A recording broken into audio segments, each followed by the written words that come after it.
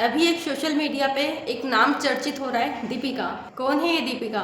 दीपिका एक नोएडा की वो लड़की है जिसको उसके ससुराल वालों ने दहेज के लिए उसको जान से ही मार दिया।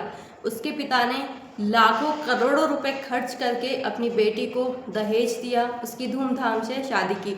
उसके बाद भी उसके ससुराल वालों का पेट नहीं भरा और उसको जान से मार दिया। जब एक बेटी ने उसके पिता के पास फ़ोन लगाया और कहा, पापा ये लोग मुझे दहेज के लिए, फॉर्च्यूनर कार के लिए टॉर्चर कर रहे हैं, तो पिता ने उसे समझाया, बेटी मैं सब ठीक कर दूंगा।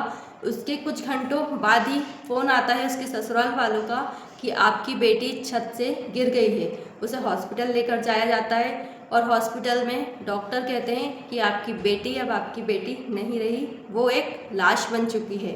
सोचिए उस पिता पर उस वक्त क्या गुजरी होगी जब एक पिता ने कुछ घंटों पहले ही अपनी बेटी से बात की है और उसको पता चलता है कि उसकी बेटी अब इस दुनिया में नहीं रही। आपने एक नारा सुना होगा, बेटी पढ़ाओ बेटी बचाओ। तो हम बेटियों को पढ़ा तो रहे हैं, लेकिन क्या उसको हम बचा पा रहे हैं? आज हमने हमारी बेटियों को पढ़ाया भी और उसकी शादी भी की, लेकिन क्या शादी के बाद हम उसको बचा पाए? ऐसे दहेज के भूखे लोगों को अगर हम अपनी बेटी से ब्याह कर देते हैं तो होता क्या है, एक प्रताड़ना सहते हुए अपनी जान दे देती है या उसकी जान ले ली जाती है। कई बार हम देखते हैं कि या तो बेटी खुद जान दे देती है या फिर उसे दहेज के लिए या किसी और वजह से ससुराल वाले उसकी हत्या कर देते हैं। क्या बीत रही होगी उस पिता पर, उस माँ पर जिसने अपनी बेटी को खो दिया है हमेशा के लिए, सिर्फ किस लिए? दहेज के लिए।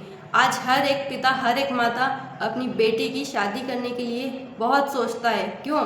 क्योंकि उसको नहीं पता कि उसकी बेटी के लिए कैसा घर मिलेगा, कैसे लोग मिलेंगे। फिर भी पिता की मजबूरी होती है कि वो अपनी बेटी को विदा करता है। समाज कहता है कि बेटी का कन्यादान करना चाहिए, दान हमेशा उसके गोत्र का होता है, लेकिन हम क्या मान लेते हैं कि हमने कन्या का दान कर दिया है।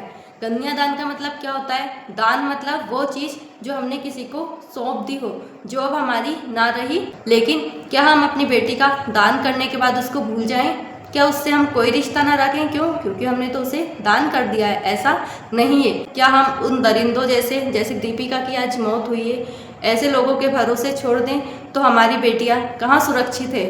अगर आपको ये बात सही लगी हो तो प्लीज़ लाइक शेयर कीजिए ताकि कई ऐसी दीपिकाओं को इंसाफ मिल सके।